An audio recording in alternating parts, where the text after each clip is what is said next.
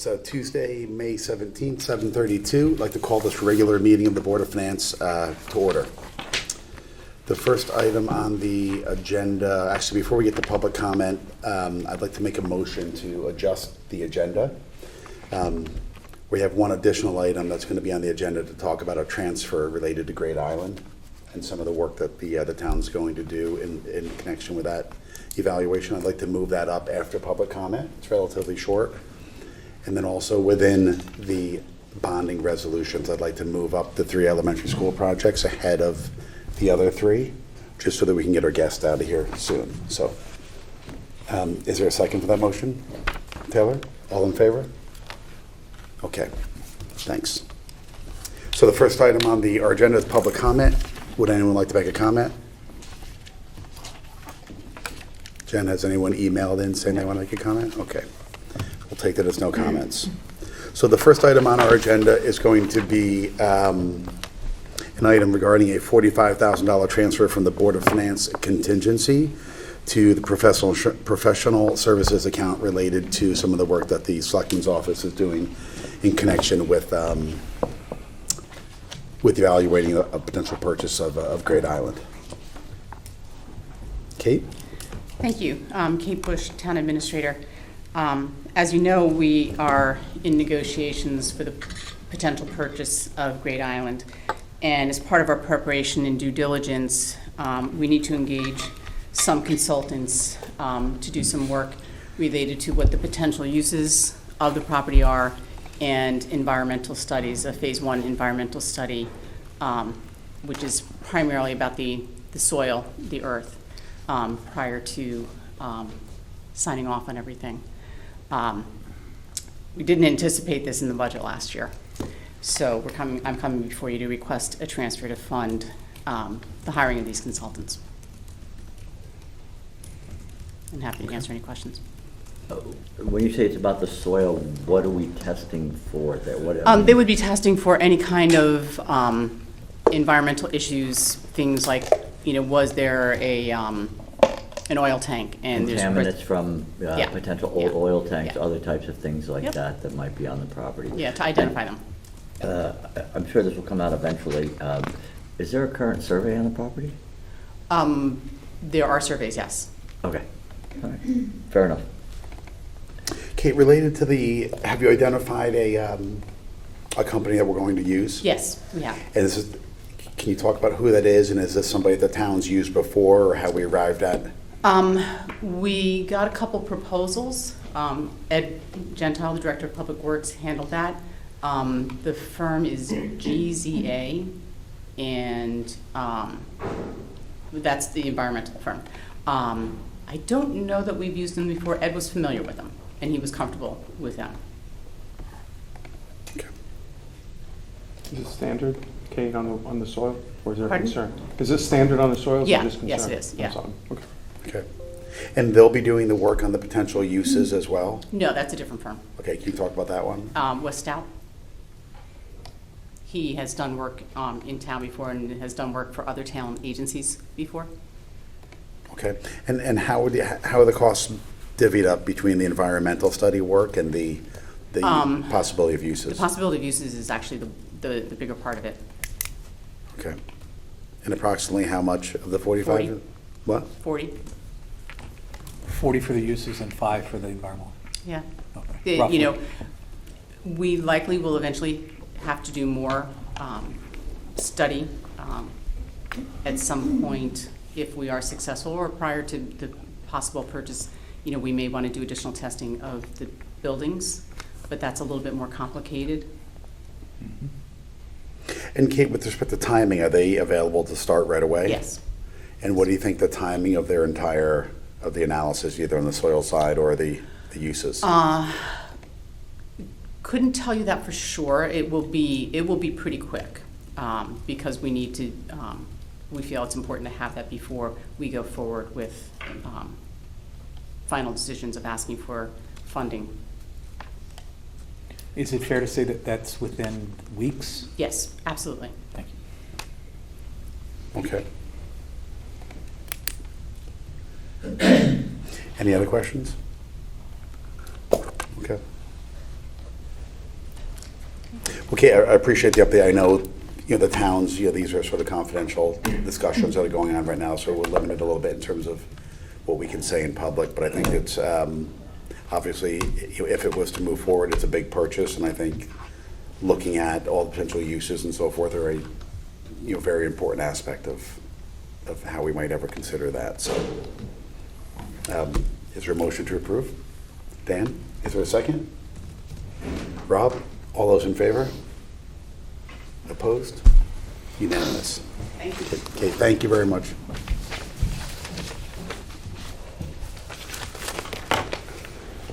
Okay, so the next item on our agenda is to discuss and take action on a number of bonding resolutions. We're going to reorder these such that the Hindley, Holmes, and Royle bonding resolutions will be discussed first. So we have, I know, Chris Price and Jill McCannon here, who vice chair the HHR committee.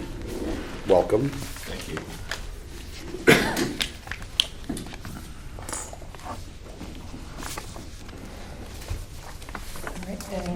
You should have, yeah, this one here. Right side of the so we can get the cords out of mine. Yeah, that doesn't bother me, don't worry. All right, don't worry.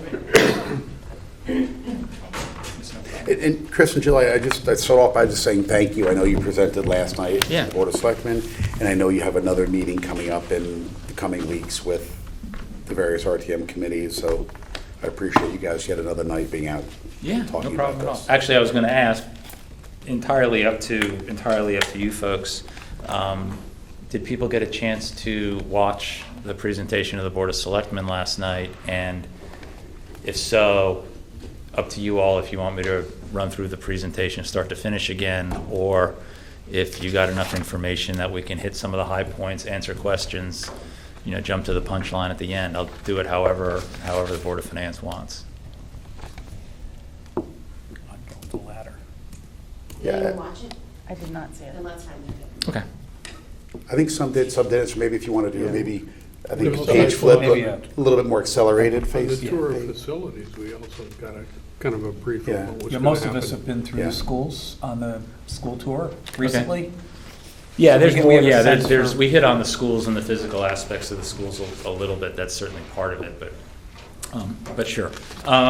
So I'll flip through the first couple of slides fairly quickly. Obviously, this is the roster of the committee.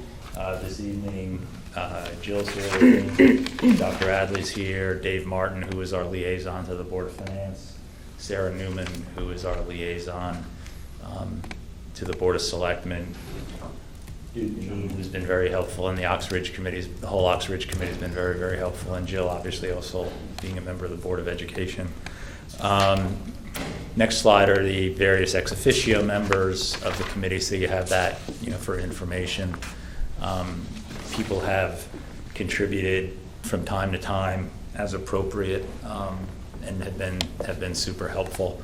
Some of the PTO members have also been in attendance at a number of the meetings, so they've been communicating to their constituents. The presentation for this evening really is going to hit on a couple of things. The first one, the building committee charge, is really just a very quick summary of what the original charge in 2021 was, which is essentially the operating mandate for our committee. Talk a little bit about the project generally, some of the things that are common to all the schools, then get into a little bit more detail on the individual schools, and then discuss the specific appropriation request, technically a revised appropriation request, because you all approved an initial appropriation of $3.7 million the last time that we were in front of you. And what we're asking for tonight is that 3.7 is going to be included in the appropriation that we're asking for. It's not in addition to. So the building committee charge, really the key language in here is that the committee is authorized to renovate in accordance with the educational specs that were approved by the Board of Education in May of 2021. The key pieces from the educational specs are the elimination of the portable classrooms, renovating or replacing as necessary the libraries and building new global learning commons, correctly sizing general and classroom spaces, and upgrading outdated mechanical, electric, plumbing, and building envelope systems.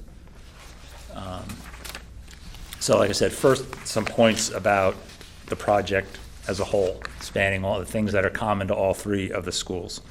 Why are we renovating and not building new schools?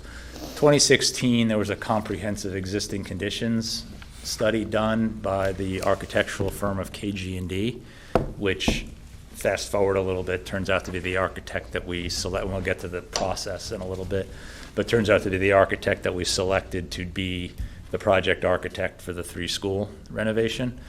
KG&D, and in that existing condition study, recommended that these 3 schools did not need to be replaced from the ground up, partly due to the quality of the original buildings, the quality of the maintenance on the schools, the way the schools were situated on the sites, and the cost involved. The conclusion was that these 3 schools would be renovated rather than completely replaced.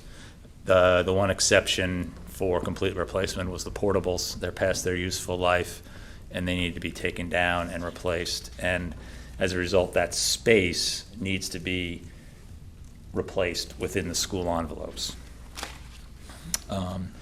With respect to the libraries, 2 of the libraries, Hindley and Royle, were put on in the 70s and are past their useful life. And the Holmes library really needs to be pretty extensively renovated, including the fact that it abuts the basketball court or the gym. And so when the gym is in use, the library becomes somewhat less library-like. And largely because of the way that school libraries have changed. I mentioned last night, when I went to elementary school, I don't even think there was a library in the elementary school. I think the first school I went to that had a library in it was maybe my high school. And mostly that's where you went for detention. But Jill and I toured a number of the schools that the project architect candidates had worked on.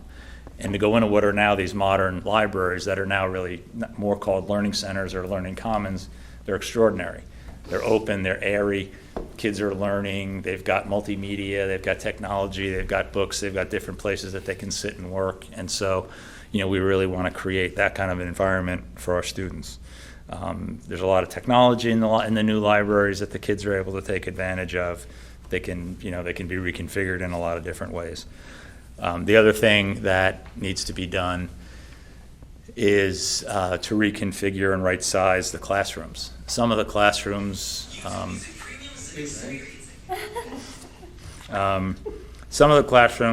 in particular at Royle, are actually smaller than state required specs, so they need to be made larger. We want to optimize for the class sizes. We want to give the teachers different ways of using the classrooms. Again, I kind of mentioned last night, when I was in elementary school, we sat in rows, row. Teacher sat in the front, you raised your hand, you got called on, you did your work. We visited these schools, teachers walking around, the kids are collaborating, they're in small groups, they're using technology in the rooms, and so we really need to optimize the classrooms for that kind of a teaching environment.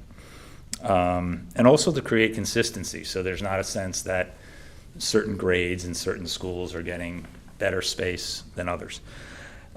We also took into account, as part of the ed specs, the enrollment figures and enrollment projections for the years ahead. Part of the charge in the ed specs was to build to meet the higher end of an 8-year projection for school enrollment based on the knowledge that, in particular, the Board of Ed had at the time about what building was going on in town, what building was planned, what building was approved. The high point of the enrollment numbers are expected to happen in school year 2030-31. Those numbers are 501 for Hindley, 468 for Holmes, and 416 for Royle. What I don't have is the delta. I'm not sure, we have it somewhere, what those schools are currently at and how much that increase is going to be. But we're building for the projected increase. Next, the systems. A big part of this project, and hopefully in 2025, people aren't going to be disappointed that there's a lot of work that's been done that isn't going to be as visible, right? A lot of this work is going to be the invisible but really, really important stuff. Talking with Mike Lynch, who's the director of facilities for the school board,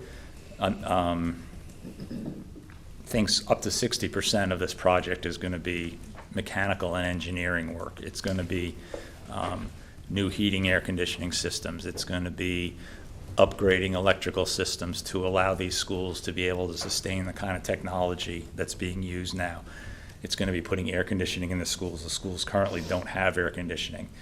Some of the schools actually are still operating with their original 1940s era heating systems. So to the extent those can be used, great. To the extent those have to be taken out, they have to be taken out and replaced.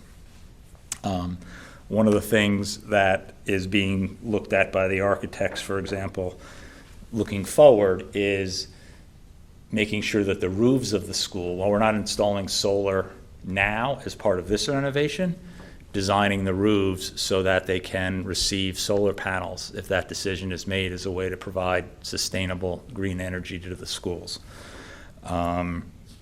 Most of this hopefully should result in, while expensive to put in, should result in operating efficiencies at the schools. Next slide. Shifting our focus then to the individual schools. Each of these, the next couple of slides, are summaries of what we currently are thinking about with each of the individual schools. The common theme you'll see on all of these is demolishing the portables. In the case of Hindley, replacing the library, taking the existing one down, putting a new one up. Renovating a number of the program spaces, including the Developmental Learning Center, which is being moved to Ox Ridge. Right-sizing and undersized classrooms. The systems upgrade I just discussed. And then studying as part of this project a couple of ideas. There's a lot of wood to chop on these ideas. For example, creating an entrance and exit off the post road at Hindley to improve traffic flow. Another point that's come up and a number of people have concerns about is drainage off of the Hindley property. All of these things, none of those items can be looked at in a vacuum. They're all going to be looked at as part of the overall project design and the project engineering. The architect and the construction managers are going to recommend civil engineers who are going to have a huge part of the project. And obviously there's a lot of third parties that are going to get involved in that, right? I mean, the town, Public Works is going to get involved. The State Department of Transportation is going to be getting involved if we're doing entrances and exits on Route 1, things like that. So those are all, we're going to study it. If we can do it and we can do it practically, great. The numbers that we're going to talk about this evening take those things into account in case we do need to do it. But those are studies.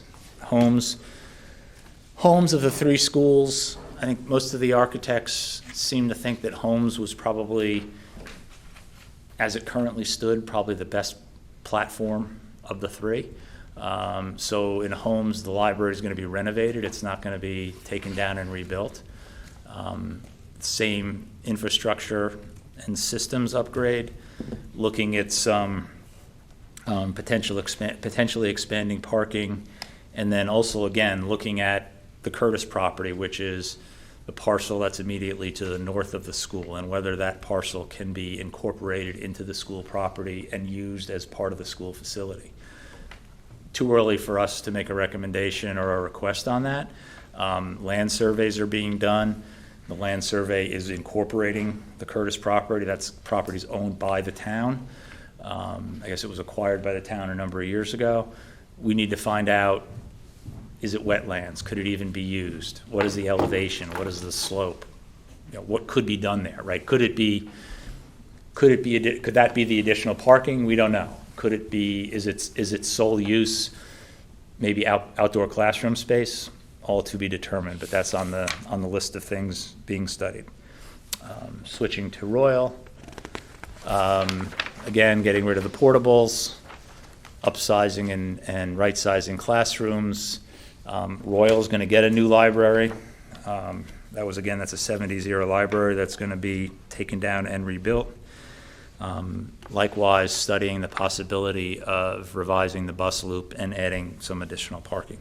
The numbers on each of those 3 slides on the right are a little bit more current versus future statistics. So you can look at, if you have questions on those, look at those, and we can try to answer as many of those as possible. Before turning to the grant process, just briefly give you a sense of what the timeline looks like. This committee was established and sat in February of 2022. We expect, we just selected an architect last Friday. It's been a bit of a whirlwind, but we selected an architect last Friday. We'll talk about that process a little bit. We expect to select a construction manager following interviews that are occurring next week. From that, we should be going into design, development, various approvals, town approvals, et cetera. That's going to all be occurring in June, during the summer of 2022. At the same time, we're going to be working with our outside consultant, O&G, to put together our state grant, the OSCG&R grant. That's due on June 30th. We'll talk about that in a second. The goal is to start construction, have final drawings by the spring of 2023, and start construction at the end of the school year in 2023, with the goal to having, the kids aren't moving out of the schools at any point. The work is going to go on around the kids, but the new renovated schools, the goal is to have them fully up and operational by the beginning of school in 2025. Again, these are going to be 3 consecutive projects. It was very, very important during the architectural selection, and likewise will be very, very important during the CM construction, that the people we select are able to do this. 3 parallel projects, similar scopes, all have to be done on the same time frame. So things like, staffing, supervision, ability to get equipment, subs, things like that are all going to be very, very important. Next slide. So from that, let me stop here before we get into the grant process. Any questions from the board? Yeah, Dan. 2 questions. First, solar. Did you guys think hard about incorporating solar now rather than positioning it for the future? Can you just talk that through a bit? Yeah, talked about it in terms of it's a possibility, just like they talked about geothermal as a possibility, as a way to heat and cool the schools. But, so go ahead, Jen. We already have a separate solar project going, and so we're just trying to prepare and this will continue on our work that's already continued. Just like there's a separate roof project underway. We're doing it in concert with the Green Bank. Okay, all right. And the second question had to do with the staging at Ox Ridge. We're actually able to build a new building right next to the existing building, Mm-hmm. and then move them into part of that new building, then take Right. down the existing building, and then et cetera. So it's sequenced. You don't have that luxury. So how do you think about that? About how much of the work's going to be done during the summers as opposed during the school years? The short answer is that's going to be determined by the architects and the CMs, and obviously we're going to approve that. They're going to recommend it. That was a part of each of the architects' presentations. It's going to be probably a much bigger part of the CM's presentations. Where they're going to put kids while they're working in certain parts of the school, how they're going to move things around, how they're going to stage construction, like just the physical construction, trailers and equipment on the school properties, how they're going to fix, how the buses are going to operate while they're going through construction. I'm not an expert in that area, so I don't want to mislead by speculating how exactly they're going to do it, but that's a big part of the charge to the architects and the CM, knowing that this project has to be done in effect around the kids and the teachers. We're not. We're going to keep the portables on. Well, yeah, one of the things that was common to their presentations was the portables aren't disappearing on day one. The portables will continue to be utilized, and in some cases utilized more for classrooms than things like music during the construction. And then the portables will disappear at the end. Thank you. Chris, you said you're right sizing some of the classrooms. How is that going to go when class is in session? Some of those classes will have to not have students in them, so they'll need to, some of it will happen in the summer, and some of it will happen by relocating those kids into other parts of the schools. And you're going to take down walls? Has the survey been done? Are there load-bearing walls that are going to have to be? Again, that's a critical part of the design process. The Okay. initial architect conceptual designs, in particular the architect that we ended up selecting, it needs to be studied. It needs to be determined if it's completely feasible.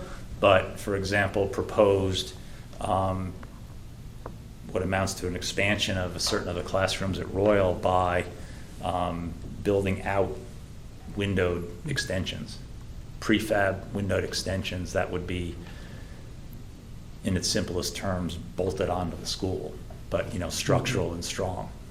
Okay. Chris, you mentioned, I think you said consecutive. Is the plan that all three of these would take place at the same time, concurrently? Correct. Okay. Correct. And in terms of, can you remind me, which of these schools housed ELP programs that are being moved to Oxford? Yeah, Royle has ELP and Hindley has DLC, and both of those programs are being moved. Yeah. And I think actually, when you go back through, the number of classrooms, I think are listed in the presentation. The presentation or the specs. So, yeah, They're on the right-hand columns. Yeah, I was looking at some of the square footage changes, like on Royle, Yeah. like demolish 9,000, add 12,000. But that's also, on top of that, we're moving students, right? Yes. Yes. So we were looking for a number of classrooms. So you're looking for at Royle, for example, to end up with 22 general ed classrooms that are available to our student body. And that's what we're working towards. But because they're taking overflow right now, how many are they using today? Well, today they're using Or I guess 20 with the- less 3, right? Well, they have 3 modular classrooms. They have, how many, Royle has 3 ELP classrooms? Yeah. Or 4? I think it's 4. Okay, so they have three portables, 4 ELP classrooms. So we're going to build some, move ELP out, but then we also have to replace the portables. So based on the enrollment projections, Royle, the best number for Royle is 22. The best number for Holmes and Hindley is 24. But right now, without ELP, they're using 16, right? Yeah, well, they have, is that right? Because you have 20, you have current classrooms, that includes the portables. Yep. Sorry,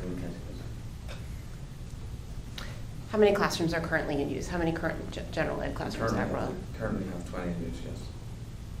20 in use, less the 4 ELP. But once ELP leaves, we have like 6 new classrooms. Yes, yes, to use, yes. Except that the For utilization. too. But that was an additional 3, right? You said that was included, the 3 were included in the 20, right?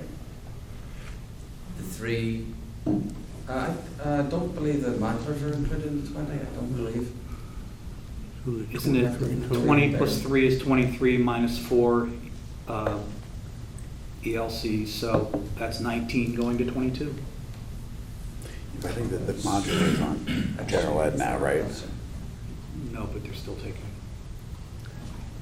All right. The goal is 22. Okay. And then the size of the new classrooms, so how are those structured to meet like the board's average class size?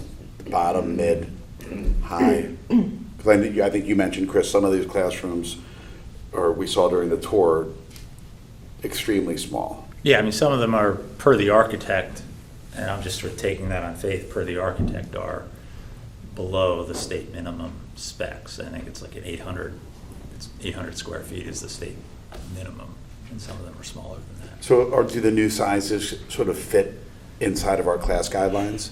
Yes, we budgeted on the high end.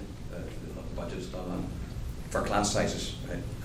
enrollment is medium-sized projections, but class sizes is the high side, so yes. And that's because of the way the state grant process works, right? Mhm. Because the state grant process, Want you to project on the high side. yeah, Right. a high side of an 8-year enrollment projection. And so if we build over that number, then anything we build over that number is not reimbursable. The state won't Right. reimburse, But right? we can build up to the high side of the 8 years, so it makes the most sense to build to that number. If we build over that capacity at Ox Ridge, Yes. and therefore a certain amount of that construction cost was ineligible Right. for state The town had reimbursement. to pay for that itself without state And reimbursement. that's likely to be the case for 2 of the 3 elementary schools already, based on the square footage totals. So then, I guess lastly, when you look at some of the new projects and potential new population coming to town, has like the district, do these plans already reflect sort of where those different residential complexes, where those kids would go? The enrollment Yes, projections do, yes. Chris, Yeah. couple questions. Following up on Dan, my concern a little bit is this idea of running all 3 of these concurrently, right? So does the architect/CM have experience doing this prior? Yes. Right, so that would be A for me. And then B, once this is done in 2025, what do we think the useful life is of these 3 schools going after that? Yeah, I mean, I think the goal is for these schools to be, the last renovation on these schools was 1996. So, I think it's about like 30 years, right? So I think hopefully 30 years, right? I mean, the plan is to build for expanded enrollment and long-term life. And each of the architects were asked as part of their presentation to consider future expansion, future use, future renovation. So I can't give you a specific answer in terms of what, are we building a 25-year school, a 25-year facility or a 30-year facility? But the idea is to build for certainly a considerable amount of additional time. Right, and then did you say the CM is going to do a presentation about, excuse me, how the logistics is going to work in terms of moving kids and whatnot? We Right, expect them did you to, say that? yes, that's next week. Excuse me, okay, great, thanks. Yeah.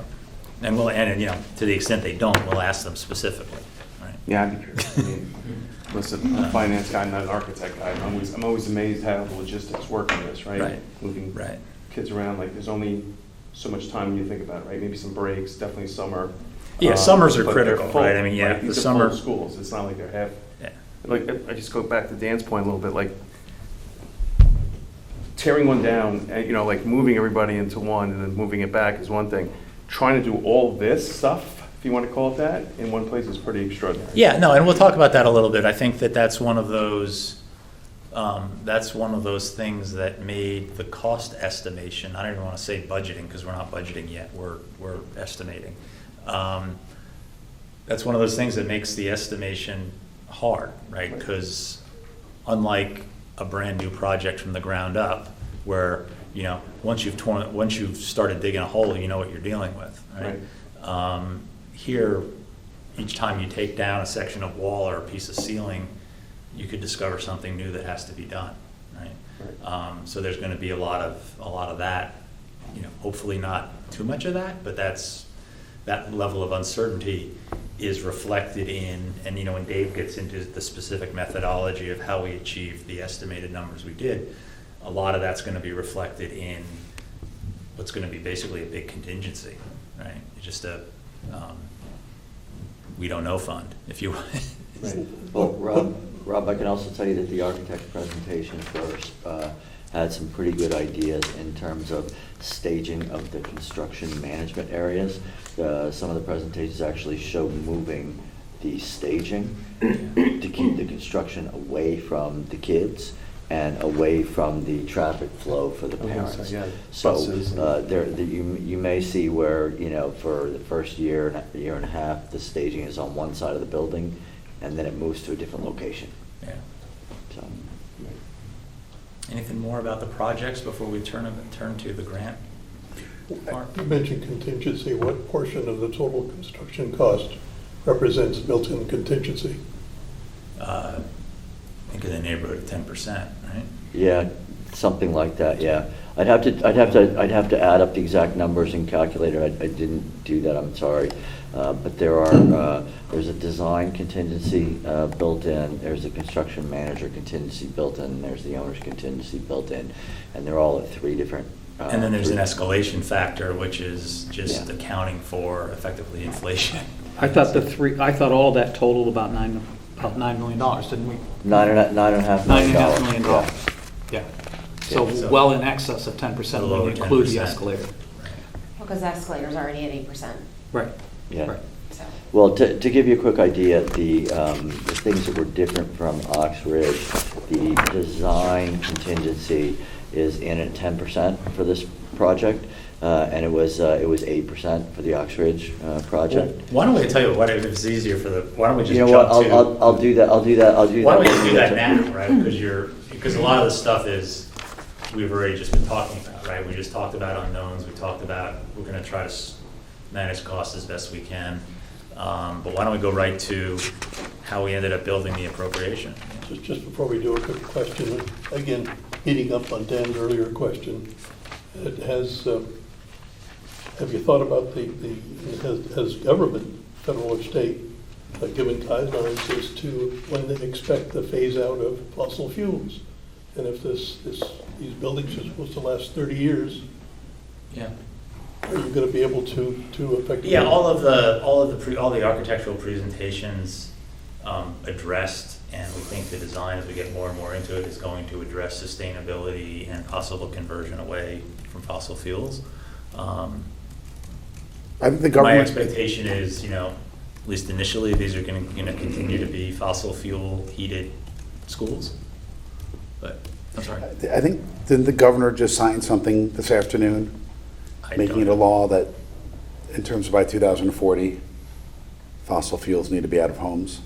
Out of homes? What? It aligns with New York. It just came out a few hours ago, but. Just like California did.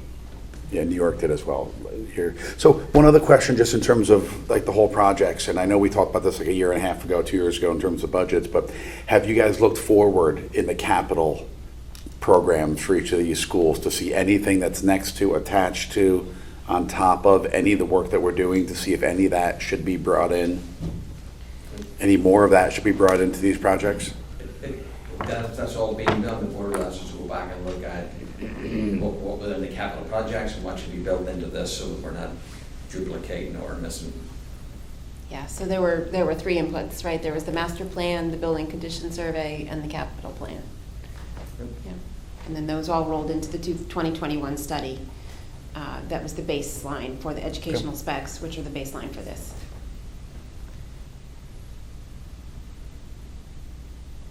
Okay. It makes me nervous if you skip the cost control slide in front of these people. Okay. Will you do that? These people? Yeah, so it's the managing the numbers slide. I think it's that, there you go. Obviously, like I said, the numbers we're going to talk about this evening are estimates based on the information that we have in front of us. But it's going to be up to, excuse me, a number of people involved in this project to make sure that we're careful with how cost is managed. Starting with O&G, our consultant on the grant process, working with us to get the largest amount of reimbursable that we can from the state. And then, like the idea that, we're coming to you with what we think hopefully is a pretty fulsome scope of the project. And so the estimate is including as much as we can anticipate right now. Using very, very careful selection processes for architects, CMs, subcontractors, frankly, relying very, very heavily on the work that the Oxbridge Committee has already done. We've already had, very, very routine and regular conversations with Kip Coons and Rusty Schreiner on their processes and how they've been managing that project, and what the work they've done has been invaluable to us. And then, we're gonna update as we go, right? I mean, as costs move, as schedules change, we'll update and stay in front of the necessary committees that need to hear about this as the project goes along. But at the end of the day, a lot of it's gonna be relying on, the fact that we think we're gonna retain the absolute best in the business professionals to help us execute this project. We talked about the unknowns, how we built the appropriation request. I'll turn this over to Dave Martin in a second because he really led the charge on this part of it. Jill and myself and Dr. Adley, as well as two other members of our committee, Paul Harding and Jamison Riley, were really out front on the architectural selection piece of this. Town sent out RFPs. We narrowed nine respondents down to 4 who we interviewed. From 4 who we interviewed, we selected 3 to do conceptual design presentations, which they did a week ago Monday. Those were each about an hour long, where each of the architects talked about their ideas for how to achieve what we wanted to have achieved at these schools, staging, a lot of just the stuff we just talked about, right-sizing classrooms, renovating or rebuilding libraries, how they stage the construction, how they use the site. And from that, we ultimately decided to, one other step, Jill and I toured a number of school projects that these architects had worked on, both in Westchester and in Connecticut. We checked references. We talked to the folks in those other school districts that were responsible for those projects to diligence as best we could the individual architectural firms. At the end of the day, we retained KG&D, which is the firm that did the 2016 existing conditions study. We think their conceptual designs were probably the most inspired of the 3 that we saw. And we do think, despite what I said a little earlier, how an awful lot of this project is going to be not the pretty stuff that you see. We think that we owe it to the town and to the students to build really, first-class facilities, and we think KG&D is the right firm to do that for us. Each of the architects, as part of their conceptual designs, prepared cost estimates off of those conceptual designs. Separately, O&G did their very own cost estimate. They have a team of estimators in-house, and the whole idea was to really check the architect's numbers, see what O&G would come up with independently, and then try to use that collection of data, those numerous data points, to get to what would be our estimate. That was all done in a pretty compressed period of time. So at this point, I'm going to turn it over to Dave, who really, most of the burden of that compressed period of time fell on him, so he can go through the methodology in more detail and how we got to where we ended up. Sure. Well, to give you, Before we do that, Yeah. so we're going to talk state grant process, or is that direction? We can talk about state grant process, sure.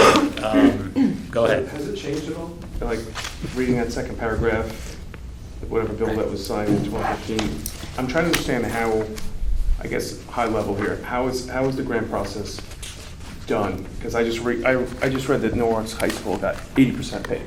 So what are we using here for, is there a formula, lack of a better word? Is it scores, dollars, income? I mean, just what's the formula? There is a formula. There's formulas. Paul actually probably knows this better than anybody in the room, so correct me if I say anything out of untoward. But the reimbursement rates are set by town. So there are different reimbursement rates for different towns, and there are different reimbursement rates for new build versus expansion and alteration projects, which all 3 of ours fall into. The process is the same as Ox Ridge in the sense that the full amount of the funding has to be put in place prior to us being allowed to file an application, and that application has to be in by the end of June, right? Which is why we're in this process a little bit backwards to what you would normally expect, but it is what we have. So I can tell you what the official reimbursement rate is. It's 20.71% For a new build, it was 10.71%, if I remember correctly. But there are two formulas that adjust that. One is the state has this square footage formula, which I don't quite understand exactly, but the guys at O&G have a square footage estimator. We've got initial estimates on the square footage for the buildings. As I mentioned, 2 of them are probably going to be over, so we're going to get some haircut related to that. The final designs could impact it, but we still think that one of the schools will come in under. So that will be factor number 1. Factor number 2 is the state has specific regulations on what are deemed to be eligible costs, and Paul's laughing over here because it's unclear what are eligible costs, but when we have final designs or close to final designs, O&G says they will be able to give us some type of estimate as to what will be adjusted from the reimbursement rate. We expect that, we're confident that reimbursement rate will be above 0, and it will be below 20.7%. But I don't have enough certainty at this point to really feel comfortable giving you a hard number. Dan, do you remember for Oxbridge, the official rate was 10.71, but then after all the haircuts, where are you guys coming in? It was reduced to about $4.5 million. Jen, I'm looking at you, about $4.5 million over a $63 million. It's a $63 million authorized budget or spend, but we're going to spend about 59. So 4.5 over 59, Which is, and that includes ineligible costs. So I Okay. don't know what the percentage of the eligible is. It's 4.5 plus or minus over about 59 total. Okay. So that's just under 5. That's whatever that is, 8%. Yeah, 7-ish, 7.5, something like that. So, Something like that. yeah, so, there will be some methodology like that applied to ours, and, hopefully, before June, maybe we'll get some better feel for that, or however long it takes the architects to. and Rob, I think it's important to note this is, Dave mentioned this is kind of a backwards process, right? In an ideal world, we would go all the way through design develop, we do all the way through construction drawings, we bid those drawings, we have hard contracts to budget, okay?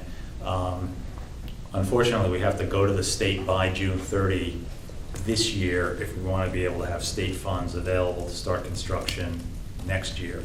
And so we're going to the state with, frankly, our best educated estimate based on the information that we know and based on conceptual drawings and based on the experience of the professionals and the experience of the Oxbridge folks and other folks in the town, because we don't get another crack at the state. Right? We have to go with the most fulsome number we can go with so that it can get on the agenda for the governor to approve and then to vote on as part of the educational bill. Does O&G have a point of view on the level of contingency and cost escalation as to whether that will be basically eligible? Because it's a healthy contingency given everything you just said. We're looking at estimates. We're in the front part of this, not in the rear part of this. I didn't ask that specific question if the contingencies are eligible or not. Yeah, we can certainly ask and get back. I mean, we can partially answer that question, which is that O&G had a lot of involvement in arriving at what we thought the appropriate contingency and escalation percentages were. Don't you file over time? Don't you file over time? So some of your contingency will end up getting spent, in which case it becomes eligible. But I would assume if you don't spend it, that you wouldn't submit it for reimbursement. So high level. Yeah, because it comes back to the town and the state doesn't reimburse contingency until it's used. Well, the state's reimbursing as we go, but so if you don't spend it, it's not going to be reimbursed. Right. So How's the contingency holding up at Oxbridge? We've got about $1 million left on our contingency, and we're looking at coming in about $4 million under the authorized project cost of 63. So we're under budget, and we still have another $1 million of contingency, and we're 93% through the first phase. So people are feeling pretty confident about the budget. But, so one last thing, just go back to so if it's $80 million price tag on this, potentially on the low end, it's 10%, on the grant, high end, it's 20, but then you have to slice off eligibility off of that, right? So if you think, so it sounds like we came in about 7 for Ox Ridge, so we're potentially looking at 5 to 6 million, potentially. That sound about right, ballpark? I mean, I know it's a shot in the dark, I'm just trying to, And we have a range, we think it could be, yeah. If I'm I a mean- taxpayer and I'm looking at this meeting tonight, and you're saying, what's the price tag? We should be at least somewhat of a number, right? Well, It's but if 80 you're, million. if you're a taxpayer and you're looking at the price tag, I think you have to look at the aggregate number, right, worst case. The state could say 0 and the town could have to pay for For everything. everything, So right. if you're a taxpayer, you need to be looking at the $75 million number. Which is how the process works, right? That third paragraph there. You That's have right. to have your full appropriation, which is why we're here tonight. So Right, you- which is exactly what town we has did to for say Ox we're willing Ridge. to pay it. We And did I the same- wasn't we on did the same thing committee for on Ox Ox Ridge. We had Ridge, to but get this in by June 30th. basically, everybody approved a 63, Yep. right? And that's what the town felt as was going to be spent, and it's going to come in Yep. inside And that this- because of state and because of. Right. And under the budget. state wants to know that the town is prepared to fund the whole thing Right. as part of the submission. So to answer your question, if you're a taxpayer, what could this cost? It could cost $77.5 million. But you're also, as a taxpayer, paying for a consultant to help us with the grant process because we are hoping to optimize every dollar. And Correct. we're talking about that with our architects, with our grant consultant that we hired, and we'll talk with our, we're having that conversation with everybody because we do understand that you have to work for your dollars, and we're willing to do the work and to hire people to support us to do that. Mm-hmm. Did you say part of the formula reflects a town by town? Did I It's say different- what part? different for We different said that, I towns? think either Dave or Paul said. There's a, if you Google on the state website, there's a 2-page sheet that lists all the towns in Connecticut, and they have the different reimbursement rates by town. So I just honed in on Darien, I didn't really look at the other towns to see the range. Most of the dirty towns are in the low 20s. What's the highest that's out there? What? What's the highest that's out there? New Haven, 80%. Stanford. Their field house, complete indoor track, 220, swimming pool and everything was paid by the state, where they have all the state championships. All right, well, Oh, back over to you. Back to our process really quick. We had a super compressed timeframe, as Chris alluded to. We had the architect charrette presentations on Monday. We had all of the architect cost estimates on Tuesday. I worked with Mike Lynch and Jen, thank you very much, on the soft costs on the days in between, and we got the O&G estimates on Thursday afternoon. I will tell you that one of the architects' estimate was not in the range of the others. It was way too high, so we kicked that one out. But in order to attempt to have as robust a comparison as we could, I took the Northeast Collaborative Architect estimate from April of 2021 and escalated it at 7.5% for 2 years to try to make it comparable to the other estimates that we currently got. I will say that the level of detail that we received from the architects this time was not remotely as good as what the Ox Ridge folks got last time, because Kip shared with us the estimates that they provided last time, and they were significantly more detailed than what we got. To give you an idea, there were differences in which costs were presented where, meaning in the construction costs versus the soft costs. And for example, contingency estimates range from 5 to 10%, and escalation estimates range from 8 to 10%. So depending on, it made it very difficult to do an apples to apples comparison of architect to architect. That said, the O&G estimate was the most detailed by far. As Chris alluded to, they have their own in-house estimating team. They maintain a database of costs based on projects that they have taken to bid. So they actually have real costs that have been incurred on projects that they have been involved in.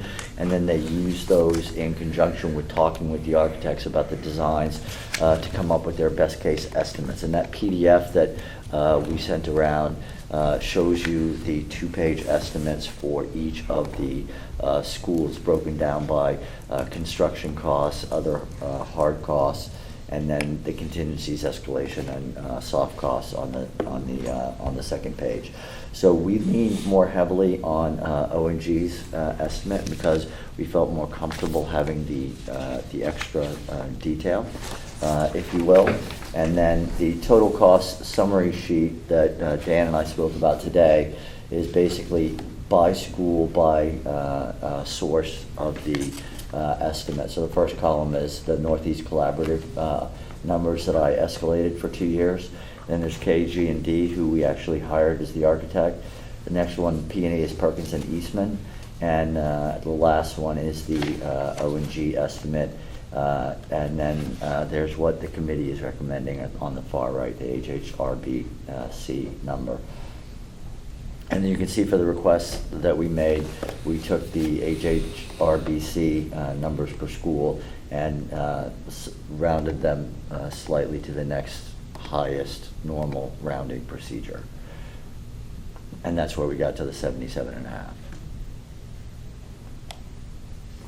But to give you an idea, I started to mention this before, in the Oxbridge design, there was an 8% contingency for design factor. There's 3.5% contingency for construction manager, and there's 5% for the owner's contingency. The 3.5% and the 5% are the same from their project to our project. Our design contingency is at 10% instead of 8%, and that's partly because there are 3 separate projects, and partly because we're going to have to be moving walls and things like that. So there will be other design elements that will come into play. So that was slightly higher. And then the big difference is in the escalation factor. The escalation factor in the Oxbridge project was 4.5%, because that was pre-COVID when that was all estimated. And the escalation factor in our project is 8%, and that's based on the database that O&G maintains for other projects that they have been involved in. So that's where those numbers came from, and as we mentioned, the combination of all those factors makes the contingencies and estimates and escalation material to the aggregate amounts. It's important to remember, you said earlier, these are estimates. There'll be a budget set for these projects down the road. Yep. And will be much closer to actual construction. And there'll be it makes sense to make sure we've got everything covered here before we go to the state. When you set the budget, you're just gonna tighten that, clamp it up, right? Because you want to spend no more than you have to spend once you're through the state process. Yeah, I think with finding the right balance between tightening the budget and overvalue engineering, right? Right, You don't want to yeah. value engineer too much quality out of the exactly. project. Exactly. Yeah, but just to be clear, as we make an appropriation here, that's an appropriation that the town has now, even though we don't have the dollars in the bank, that the building committee that's charged with doing this is now, it's basically, I hate to use the word open checkbook, but it's an appropriation, they can spend it, right? So That's correct, and the appropriation is based on the gross amount, right? It doesn't factor in any reimbursement at all. So, but that's the way the process is designed. I mean, again, subject to pretty regular reporting and truing up and the actual budgeting process. Chris, I think your point on like value engineering, just walking through a lot of our capital projects, even like some of our schools and things, seeing things like that popped up with like Tokenique, where when you look back sort of 8-9 years ago, there were certain things that were sort of value engineered to save $100,000 out of the budget, of which we then 8 years later replacing a new gym floor on top of an expansion joint, only to pay double, almost triple the amount that it would have originally cost. So I think, Zagrodzky used to say it all the time, value engineering is sort of just an acronym for waiting to spend more money in the future to fix it. But I think I think it's important that you guys like, sort of look at and build these schools the best and have the most forward-thinking design into them, and not be trying to cut dollars to meet an artificial budget if you think it's, truly cutting quality. Yeah, I mean, I think that's our plan for how we, expect to operate. Go ahead, Taylor. Go ahead. Yeah, I'm just curious, maybe I missed the explanation. I see that there were estimates from KG&D who you hired. Right. And just the difference between those estimates and the ones we adopted, not just in like total amount, but also in the breakdown between construction and soft costs. So where did all that variability come from? Well, this is where I mentioned, if you look at the O&G estimates, right, in the hard costs, there's a whole series of hard costs, and then you get down there some state licensing fees and other things, and the contingency, the construction manager contingency, the design contingency, and the escalation are in the hard cost component of the O&G estimates and the Perkins and Elmer estimates. Those amounts were in the soft cost portion of For the KG&D. KG&D, excuse me. It's getting there. Estimate. So that's where the variability in the distribution of costs comes from. The change in the aggregate cost is just a difference of. I personally believe that O&G just sharpened the pencil a lot tighter than KG&D did in their cost estimating at this early phase in the process. Okay. I think also, Dave, probably it depends on what baseline they were, because we asked O&G to do it kind of just based on a more square footage number. If you were doing a renovation of this, we were talking about, like, so how you built it, with there was some medium scale, there's some large scale renovations. They're embedded in the, we don't know exactly how KG&D treated this, or the other architects for that matter, but in O&G, there are some spaces that are going to have, I forget the exact language, but it's something like modest renovation versus more extensive renovation. With the idea being, the more extensive renovation might be an area where they've moved the wall, right, and then they have to reroute the electrical and other things like that. Where the modest renovation might be a situation where they had to tear down the ceiling tiles because they had to run the new HVAC system through that section, and they have to replace the ceiling tiles and repaint the room, right? So ceiling tiles and repainting the room would be a modest one. The point being that the per square footage cost is not uniform across the entire. Yeah, there's It's a kind of a weighted average. The more per square extensive, the foot. more, they did, for lack of any other better way, they did 50-50. 50 of the more extensive renovation, 50% of the modest renovation, and there's about a $30 per square foot cost differential in terms of the more extensive renovation. The more extensive, if I remember correctly, is around $80 a foot, and the modest is around $50 a foot. Is that just spaghetti at the wall 50-50, or we have a good idea that that's close? That's a beginning standpoint, simply because remember we had conceptual designs from them at this point, right? Yeah.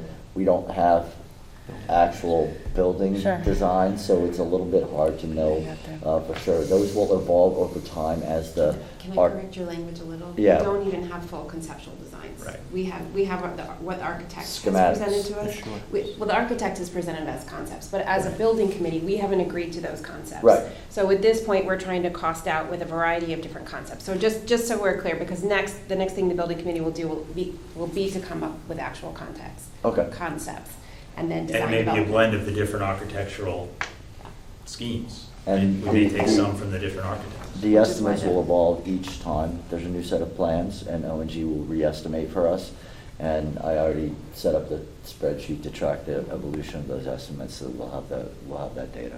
And the only last question is that the difference from the KG&D estimate to your estimate is markedly larger for Holmes and Royle than it is for Hindley. Was there a reason for that?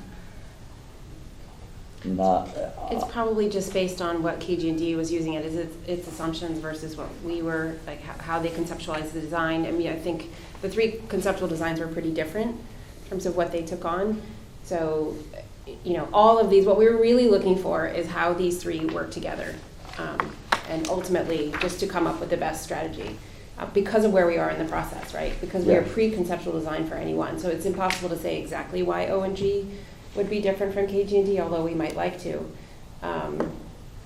But there isn't enough information behind the numbers. Sorry, But it's, Peter. you No, said no, that, you it's very said that fine. you felt like O&G had sharpened their pencil. That's not to say they were lower in cost estimating. What I think you told me earlier today was they had more information to bring to bear to estimate these costs based on their cost estimating team. Is that? Yeah, on their cost estimating team, the database that they use, and if you look at the PDF of the things that I sent around that included their estimates, they're pretty specific in terms of breaking down all the line item detail of the stuff. We kind of got, 7 lines from the architect. There wasn't anything in terms of detail that I could, sort of sink my teeth into. When you get down to brass tacks, ultimately, how will the construction contracts be structured? I mean, fixed cost plus. There's a maximum, penalties? Yeah, maximum GMP. cost guarantee. GMP with a construction manager at risk, so they'll bear the risk of going over the GMP. But the GMP typically covers hard costs. That's again, thank you to the Oxbridge team for negotiating that into Yeah. their contract, as we'll be planning to start with their contract and go from there. And the project executive that prepared this is the same project executive that's on Oxbridge at O&G. David Yeah, Cravenzola. Dave Cravenzola, yeah. Yep. So along the lines, what John was just saying, the O&G one here, Yep. the prices they've kind of, lack of a better word, put in here, forget the soft cost for a second, on the construction costs, are they off of current prices? Like, the reason, I think most of us obviously know what inflation is looking like. Is it a 1-year event, is it a 2-year event, or is it like a 3-year event? Right, because you were saying, are they gonna be at risk for any increase in price, or we are? Because if you're going 9% a year and you're spending $60 million, that doesn't matter what your contingency here, it's gonna blow it right out. Because I always look at contingency as part of, I'm gonna substitute that wall for this wall, I'm gonna do this instead of this, not from a price inflation Well, it's standpoint. both, right? It's both. Right. It's the steel got more expensive than we had originally Right, so who's budgeted. eating that? Is that us or them? Well, it's partly the contingent. No, go ahead. But we built an escalation, and you The- have a great yeah, explanation of escalation.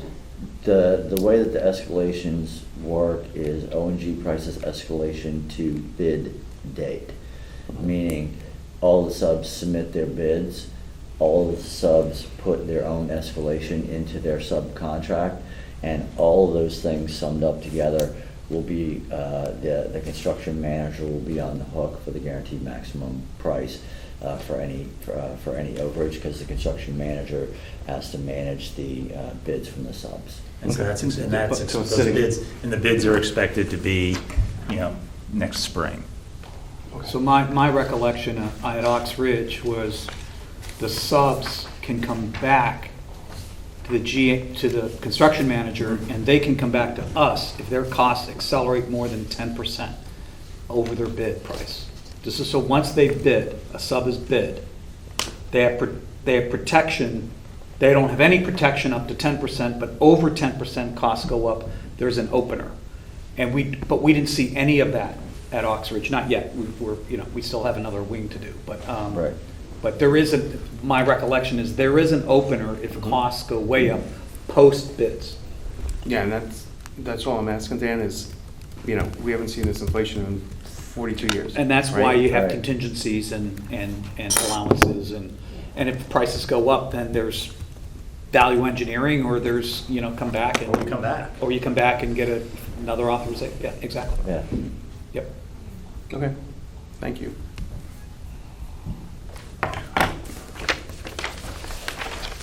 Any other questions or comments? And then we get to the next slide, which is the summation, Dave's HHRBC recommendation column on a per school basis, which is 26 million for Hindley, 24 million for Holmes, 27.5 for Royle, 77.5 as a total, but these are, as I noted, 3 separate appropriations. So the total number, to the extent people want a total number, that's what it is, but it's really 3 separate appropriations, 3 separate projects.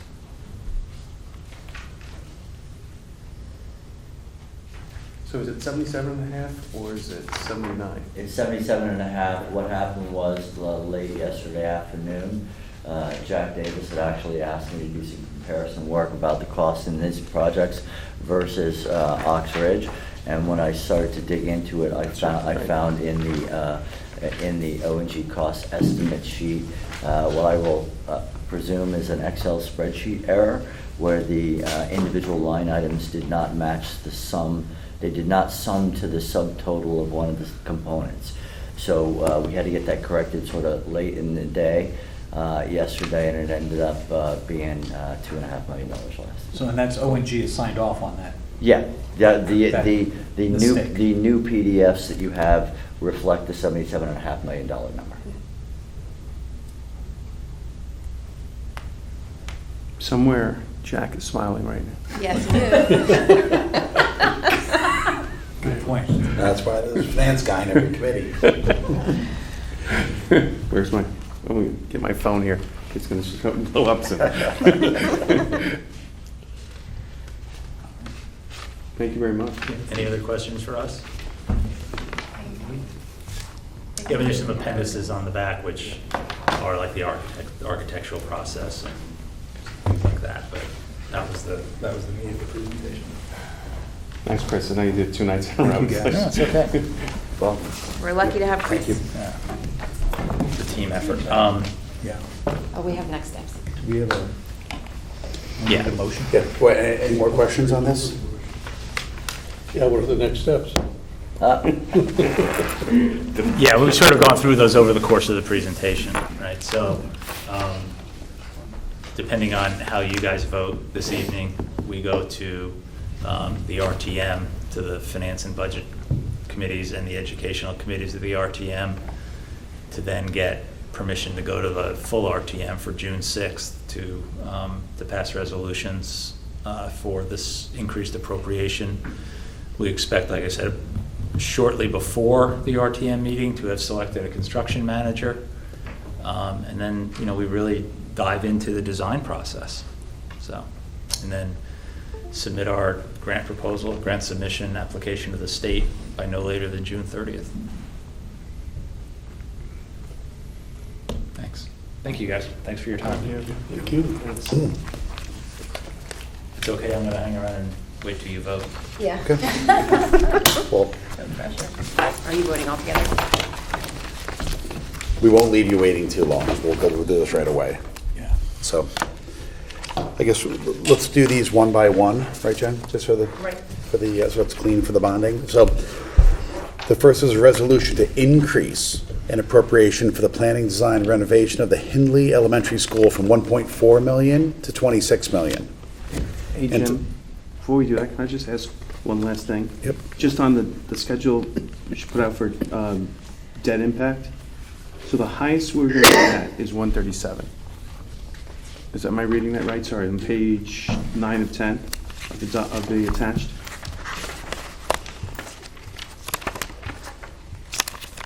Sorry, this is the one Yep. that's the pro forma debt service impact with the schools in here. The clearing charge page, is that what you're looking The at? new It's a PDF 10 that you it's a- sent. It's a 10-page doc. It's called Right. pro forma debt impacted on page 9, Jen. And I'm just looking at the highest balance in the next 9 years after we kind of layer in these amounts, roughly, right? You see the numbers here. The most will be is 137. Right. Yep. Actually, yeah, that's at the ending, depending if it's the end of balance, which is just a roll forward. Okay. I just wanted to, And depending on what else we bond. true, and there's other And stuff. how we that bond, potentially, yeah. Right, Right, how we structure this, how much we actually bond for this. right, and also in here, there's no grant. Correct. There's no grant, and if you sum the 3 tranches, Jen did this before I caught that error Right, so yesterday. actually, So that's this- 2.5 million. There's another So it's less 2.5 than million. And these balances don't impact ratings, I'm assuming we looked at that. No, well below.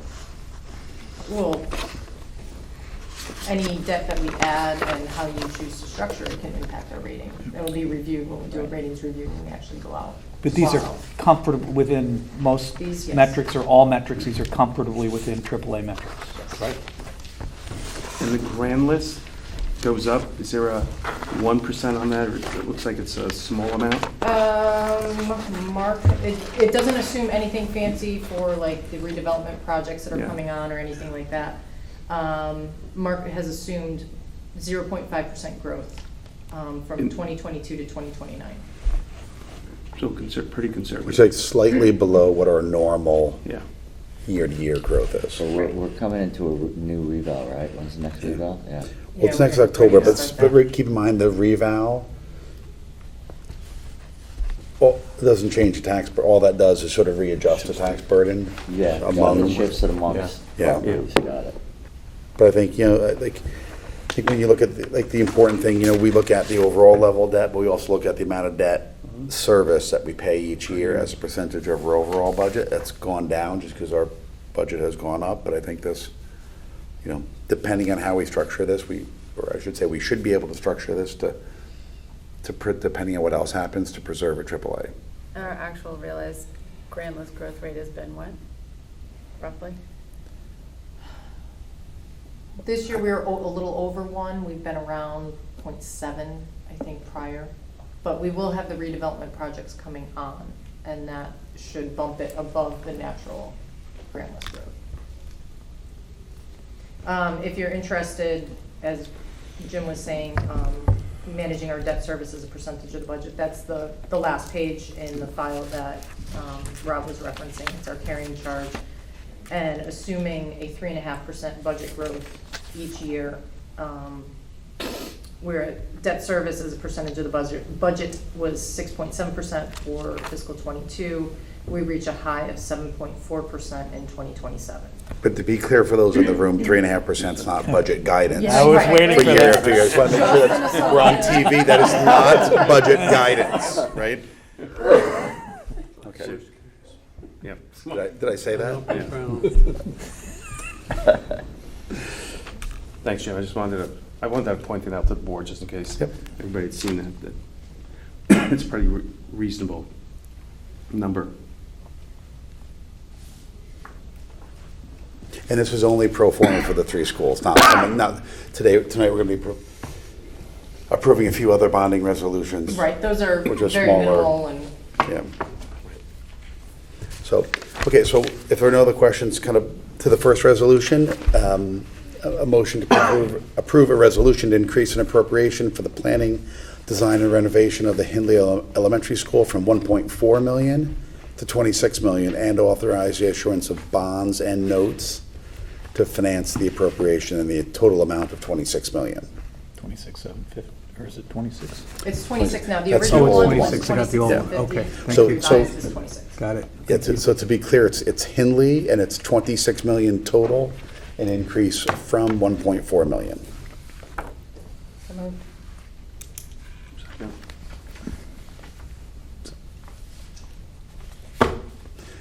Is there a second?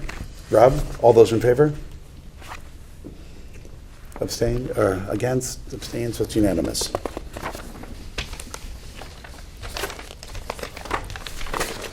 Okay, the second one is a resolution to increase an appropriation for the planning, design, and renovation of the Holmes Elementary School from $1.05 million to $24 million, and to authorize the issuance of bonds and notes to finance the appropriation in the amount of $24 million.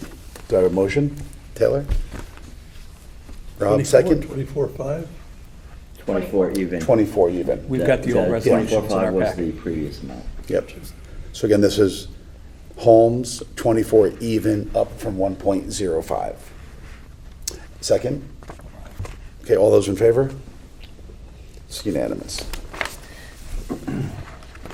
And the last one, again, this is the updated resolution to increase an appropriation for the planning, design, and renovation of the Royle Elementary School from $1.25 million to $27.5 million, and authorize the issuance of bonds and notes to finance the appropriation in the amount of $27.5 million.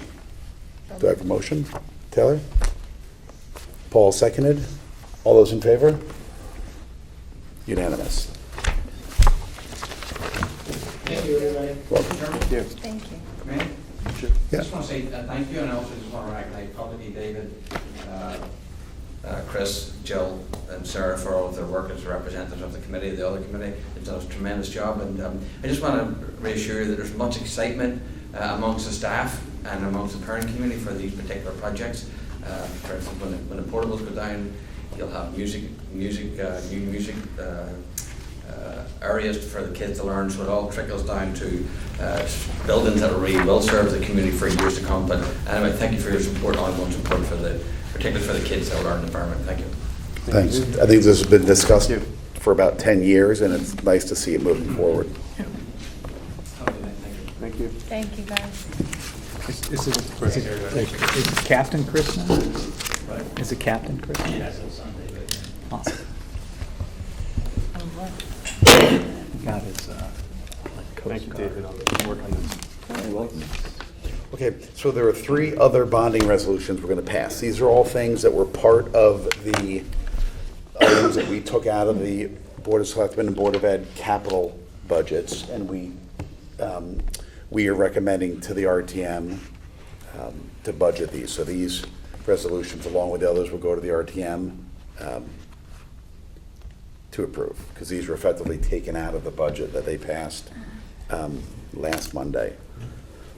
So these numbers all match up with what we saw in the budget.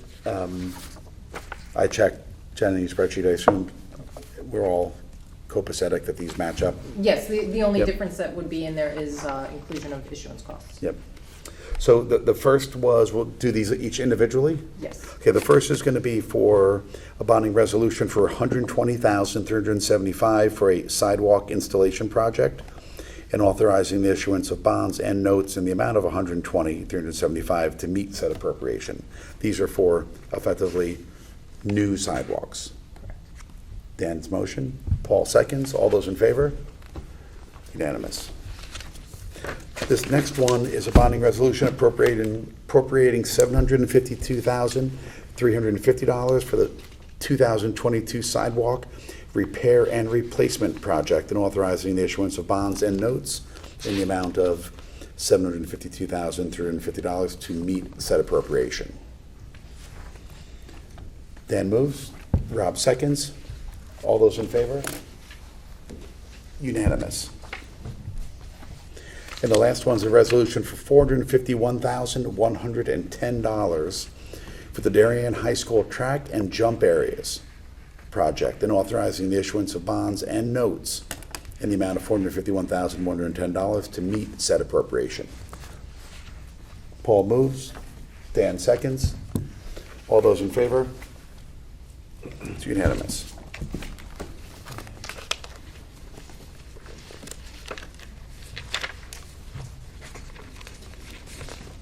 Okay. We have 3 sets of transfers here on the docket. The first we're going to talk about is the $27,000 transfer related to the parking fund. Jen, do you want to give us a quick? Yes, what we are looking to do is transfer funds from the general fund, specifically full-time salaries in public works, roadway and walkway maintenance, to the parking fund. The fiscal '22 budget included a parking ranger for half of the year based on reduced revenues because of COVID. However, because of a personnel issue, we had to reassign an employee from roadway and walkway maintenance to the parking fund in July. So what we're looking to do is have the general fund make the parking fund whole for the additional time that that employee was paid out of the parking fund. You said there was an employee in the parking fund who left, and then we had to move one over? No, there was a personnel issue with the employee who was in roadway and roadway maintenance, and they needed to be moved to the parking fund. And is the parking fund generally, do we run it to be self-sustaining? Yes. Or actually should build a surplus? Yes. Okay. So, do I have a motion? John Walcott, second. Rob Cardone, all those in favor? Unanimous. Next one is going to be a $28,828 transfer related to salary settlements and so forth. Right, with the settlement of the town hall employees union contract, we need to move money out of the salary contingency account where it was budgeted for fiscal '22 and into the actual departmental salaries. So this transfer will be $25,000 in the general fund, $2,768 in the sewer fund, and $947 in the parking fund.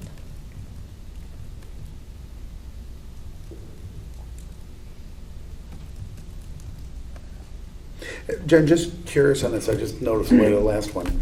We're moving money out of the parking fund? No, this is within each of these funds, we have a salary contingency Got it, account. okay. Is there a motion to approve? Rob, second. David? All in favor?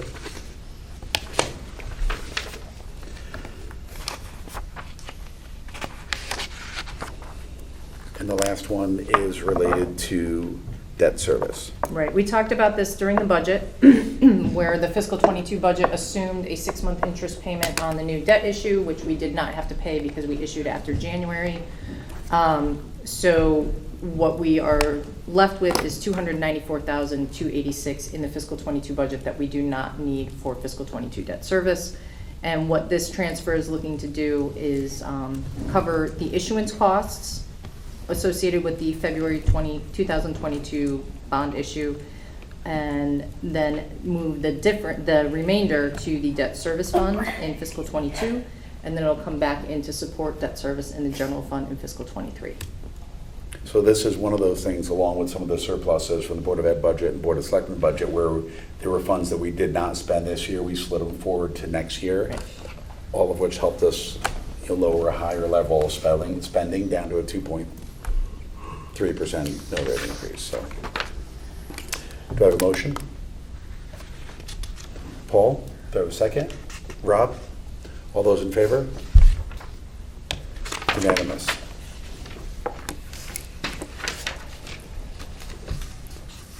Financial reports next? Appointment. Oh, sorry. Thank you. So the next item is the appointment of Clifton, Larson, Allen as our auditor for For fiscal '22. current fiscal year. This will be our 8th year with this firm. They were previously Green Bureau, now they are Clifton, Larson, Allen. We did do an RFP in fiscal year 2020, and so this will be the 3rd year with them out of that RFP. We committed to 3 years with them, so we will have to discuss for fiscal 2023's audit if we want to issue another RFP, or if what we've done in the past is ask for a partner change, see if we want to continue to work with Clifton, Larson, Allen, rather than doing an RFP as an option as well. But for fiscal '22, we do need to officially appoint them. The current partner, did we change that with this new contract? With the RFP, yes. Fees going up? About 2.5%.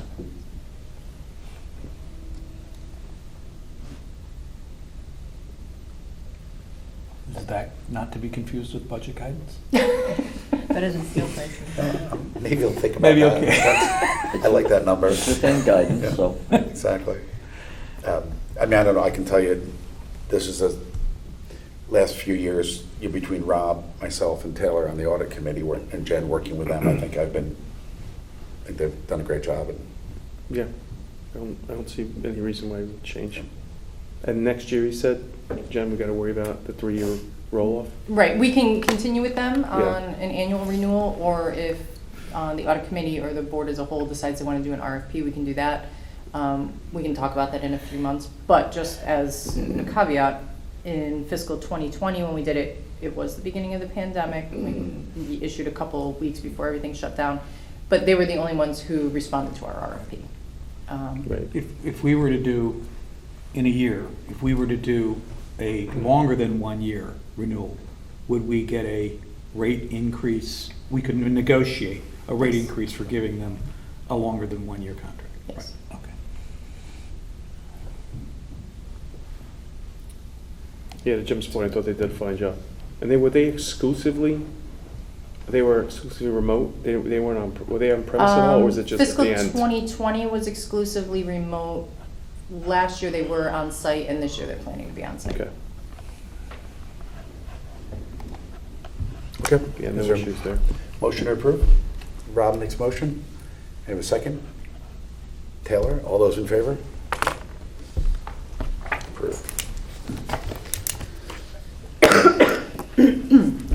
Financial report. On the revenue side, property taxes, we have collected about $550,000 more than budgeted, which is in line with what we would expect based on our conservative budgeted collection rate. But I do want to point out that the projection that we looked at in April assumed total collections of $145,340,000. So we're approaching that. I expect that we will meet or exceed that projection on our largest revenue.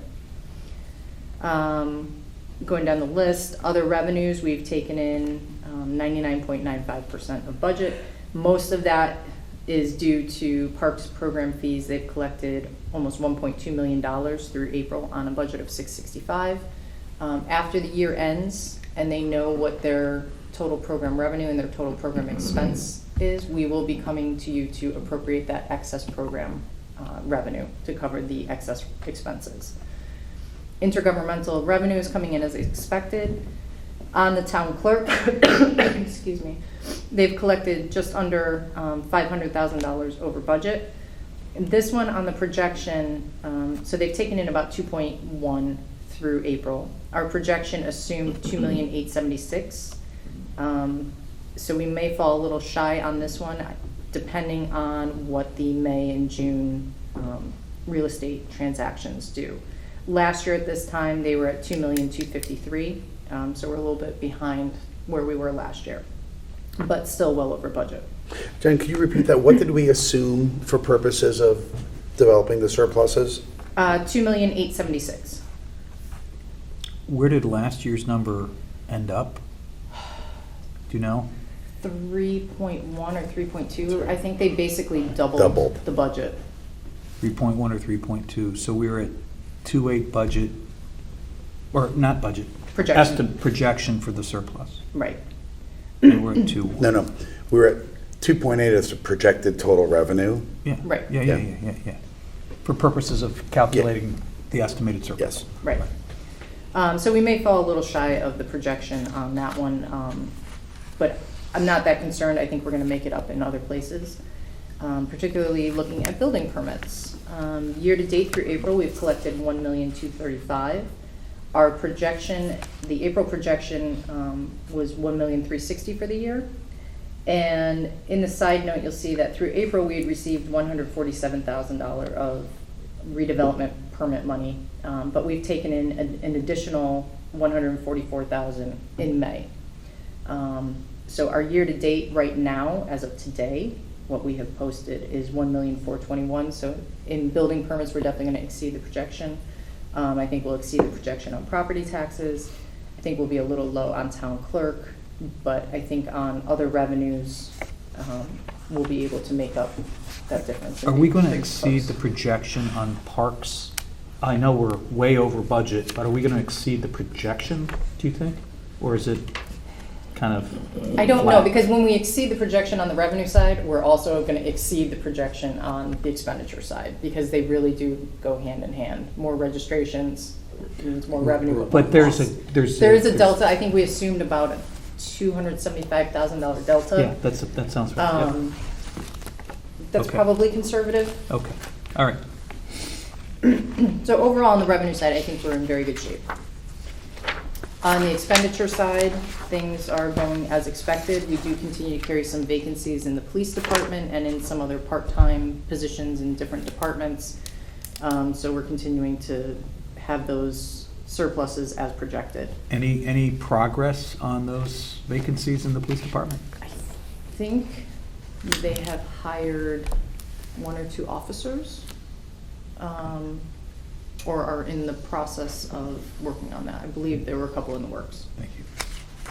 But they're definitely working on filling the officer vacancies as well as the dispatch vacancies.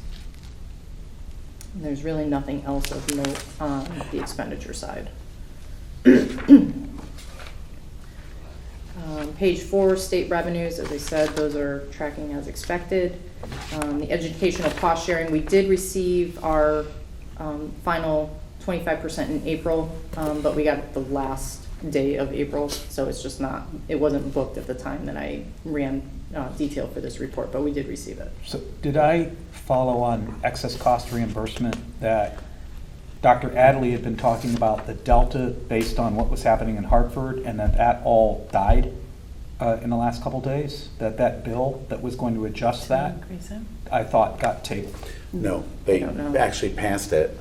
The original increase, basically what they were going to, they put 15 million more into the hopper to be able to reimburse school districts, and then they created sort of a 3-stage reimbursement. Those schools, those towns sort of in like Southwest Fairfield County and so forth, basically were in the lowest tier that was originally in the 50 to 57% range. That was Went to the 70%. That was the typo. Yeah, and there was so that was originally going to be a $400,000 shortfall for next year. Then they came back and they found a typo in it. Now it's about 150 to 200, I think, is what. I don't know what He thought what the the effect in their hand shortfall is, would but that tier is up to 70%, and Yeah. the second tier is about 73 to 75, and about 79 for the last tier. Yeah. So it was a different educational related Yeah. bill then? The big change, I think, the big change, and Paul, I mean, this is important because this is one area where we've actually been able to receive money from Yeah. the state is you were eligible for 100% reimbursement. It all just depended on how much money, what the total They have. submissions were. Yeah. Now they're saying sort of regardless of what the submissions are, you're going to get sort of 75% of what it would have been if you were equal, right? Well, it's only if it's not 100% funded, and only once in the last 12 years has it been 100% funded. So everybody submits their excess cost, and if that's greater than the 156 million, then it'll be proportioned out. And our proportion would basically be 25% less. Well, it all depends upon how big the Yeah. delta is. But Dr. Adley said it's sort of 150, could be $200,000. Well, we've asked for sample calculations to illustrate it, and nobody up to the state has been able to provide any. But They they're probably gonna could be like tier, What? they're gonna tier payments? Like we're in the If- lowest tier? If a whole excess cost across the state is 156 million, we have enough money. If that excess cost goes above 156 million, it'll be divvied out. And what was the by- tiering all about? So the idea is when it's divvied out, there are 3 different levels. Based on the wealth of the So they're community. prioritizing certain. Similar to tiers. reimbursement for schools. Yeah, Yes. that's new, right? But we asked our legislative liaison, have they issued any examples? So show us what happens if this amount, and it's a what me worry. It's interesting, Dr. Adley about 2 months ago sent a letter to the Department of Education, the governor, asking for them to contribute more money. It'd been frozen at $140 million for close to a decade. And they came back and they contributed an additional $15 million. But they then took in sort of shifted it. They have a $4.8 billion surplus. To fully fund it, they only need to put another, Yeah, and they need to put about think how- 65 million in, Think right? how much goodwill that would get you with your voters. Any other questions on state revenues? On page 5, where we show contingency accounts, one update to that, because we got Kate's request for $45,000 after this was prepared. The general fund contingency, now that you've approved another 45,000 out of that, is down to 47,673. And that's to get us through June 30. Right. Okay. And the Board of Finance Capital Reserve is going to have the HHR Consultants 1025 added back. Right, that will come back when we do our closeouts Right. this summer. Okay. And then the middle section is all of the salary increase contingency accounts. I just want to call your attention to the general fund. After what you just approved for the town hall union contract, we'll have about $55,000 left in there. There were a couple of smaller mid-year salary adjustments. If they can't be covered within the departments, we'll be coming back to salary contingency, but they would be very minor. I don't expect anything significant coming out of this salary contingency account for the rest of the year. Jen, why did the HHR, or the 102,000, why did that not come back in immediately when the Because you have to first take bonding action measure? on it, and I didn't have time to prepare it. Oh, okay. Okay, sorry. Yeah. And What happens? we don't need it right now, so I was also thinking we'll just do it as part of the project closeouts and move it in, just one action on all of those. Yep. What happens when, like, the sewer fund is at a deficit? That does not matter because the sewer fund is a special revenue fund, so any revenue that goes in there is only for that purpose, so it's not subject to the same line item deficit Okay, requirements got it. as the general fund. Okay. Thank you.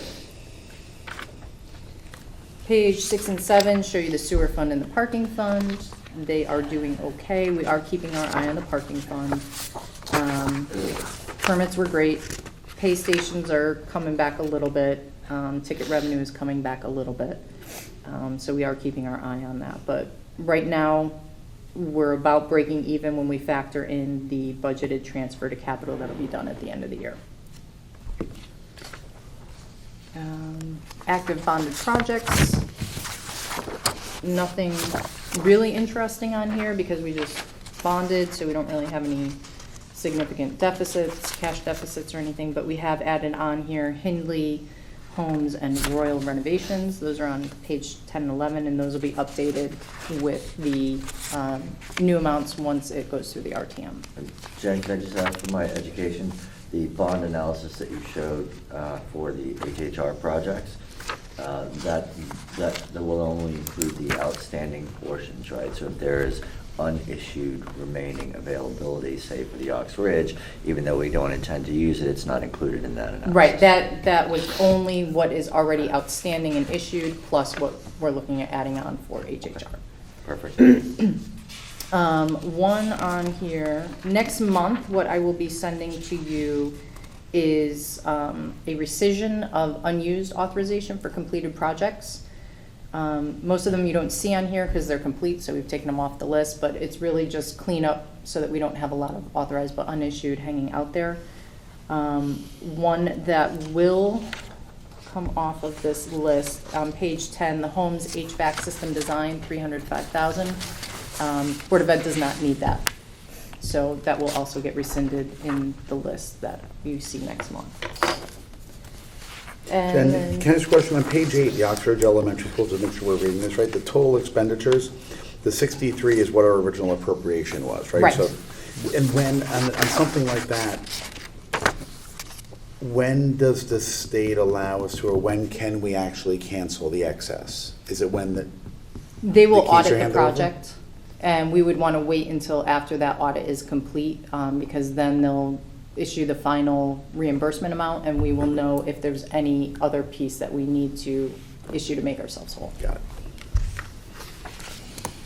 And then beginning on page 12, we've added tracking for the ARPA appropriations. So the main thing that we did towards the top of page 12 is vaccination clinics.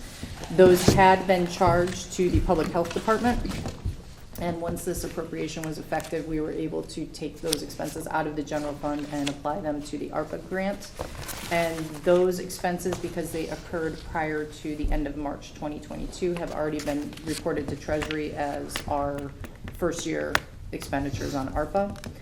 And then since then, the only other expenses that we've incurred are for emergency assistance. We've spent about $13,000 through Human Services Department for emergency assistance. And that is it for the financial report. To clarify, there was discussion at last night's Board of Selectmen meeting of programs related to mental health. I believe to be funded out using the ARPA funds. The Board of Selectmen chooses how to allocate those. Right. We're done. Right, because you That put the doesn't come back appropriation to in us. place, and now they'll I manage just wanted to the clarify, I had that appropriation. question, that's how I answered it, but I wanted to Yep. confirm with you that that's right. Based on 250 in there for mental health? Yes, That's the it's number? 250. Yes. Yeah. Which is, from what I heard, some prelim numbers from last night, that sounds about like our number. It's gonna be 500 in total, half for us, half in the payment. If they move forward. with If it. they move forward, I know there's, Yeah. yeah, there's, it's, I think we talked about, it's like top of the first with this, Yeah. or bottom of the first, so. The only other thing on ARPA is we expect that we'll receive the second half of our grant funding in June. And when's our report due? We have to report April 30th of each year. Is this what that report will look like? No. Not much? The report is much more extensive. Really? Yeah, what we have to submit to Treasury. Okay. All right.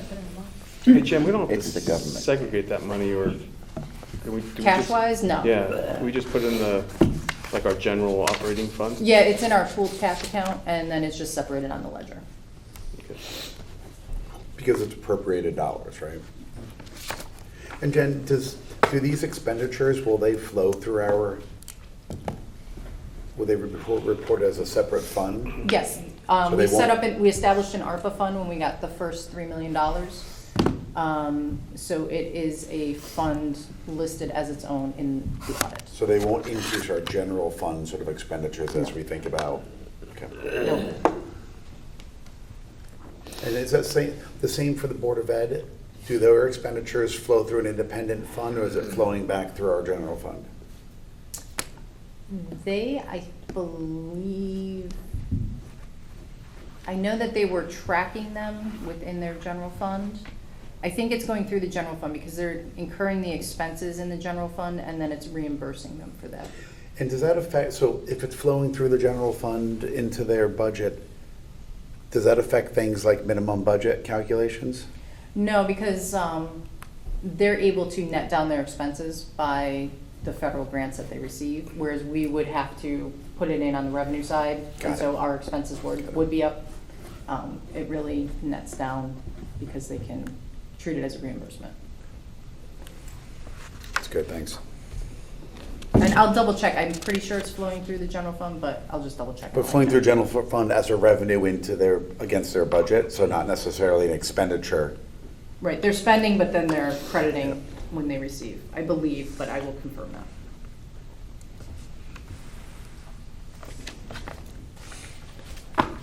Not that the budget's going, or school population, the school population's going down any quickly, but like minimum budgets do come into play, right? I haven't looked at the statute for quite a while, but you can correct me if I'm wrong, but I don't think we're anywhere near.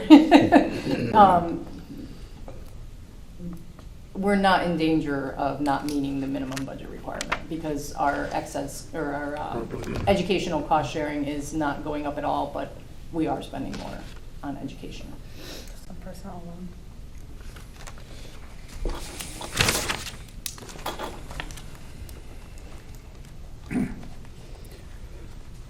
Approval of minutes?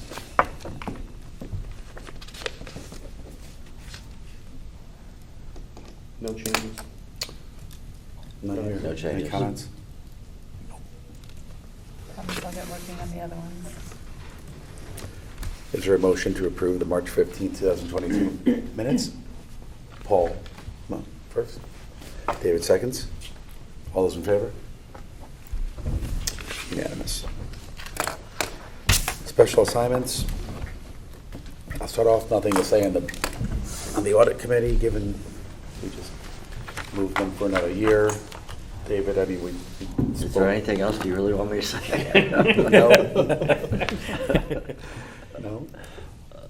Paul? I've got one thing. I shared this with Jim about a week ago. I was selected as the Connecticut School Business Official of the Year. My staff nominated me, and my peers selected me. So on June 1st, I will get the award. Congratulations. Congratulations. We have we have two celebrities in our midst. Yeah. Oh, Grand Marshal here. Grand Marshal, Grand Mr. Wilcott. All the World War II vets died. I skipped right over Korea. We outlived them all. The key question is, does the uniform still fit? Fits my wife. I have no comment there. But that is, congratulations to both of you. Yeah, Yes. great work. Well deserved. IT committee's meeting Thursday, so I'll have an update for next time. Okay. And Oxbridge, you heard earlier, 93% complete on the academic wing and expected to be done with that on June 9th with the construction part. Site work will continue. That'll be after the kids are out, and then they'll immediately turn their attention to the assembly wing. Great work. So Dan, when do you think they have in this fall or the next fall? Like when? No, fall of 23. 23, Move right, yeah. in. But And I think it's move in initially other than ELC. And then that'll come. I'm not sure. I'm pretty sure it's staged. Well, they're gonna demo the old building this summer, right? Because I think it's those classes. ELC from other schools. ELP and DLC, right? Those Yeah, are ELP, going into the common space or something like that. They're using those classrooms for the makeshift gym and. Yeah, that's what I remember. Library or That's what I something. remember too. They're using Yeah. some of that common space for those classes for now. Right. It's clever. Thanks. But the kids get the new academic experience starting this fall, right? Yep, starting this fall. That's exactly right. That's great. Great. And I think I heard Dr. Adley say they only have like a week to get everything out of the old building before they demo it. Oh, wow. Yeah, and normally, apparently, the teachers typically set up their classrooms for the next fall, and they're gonna have to come back and do that, a week or two before the fall. You get the furniture, we're getting new furniture, the old furniture's getting saved off-site in case the new furniture doesn't arrive on time, but Smart. we expect the new furniture to be there on time, but at any rate, there's some logistics, but it's all well managed. Good to see the furniture's on time. What will they do with the old Well, furniture? we'll see. That'd be a first. They're gonna,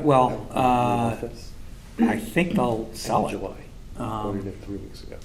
I think they sell it. Well, we've been more concerned, we haven't asked that, maybe somebody has. We've been more concerned with what happens with the new furniture if there's a holdup. You get a phone call that we're gonna be another 3 months. Let's make sure the old furniture is still in our possession, so that we can just put the old, and there'll be, some of the old furniture will be reused in the new building, yeah. Nice. That's great. Okay. Chairman's report, I'll be short, but one thing I want to just put on everybody's agenda is that, I think over the summer is a little bit slower, and I think it's one of our projects I'd like our board to work on during June, sort of July and August, beginning to work on setting budget guidance for both of the boards.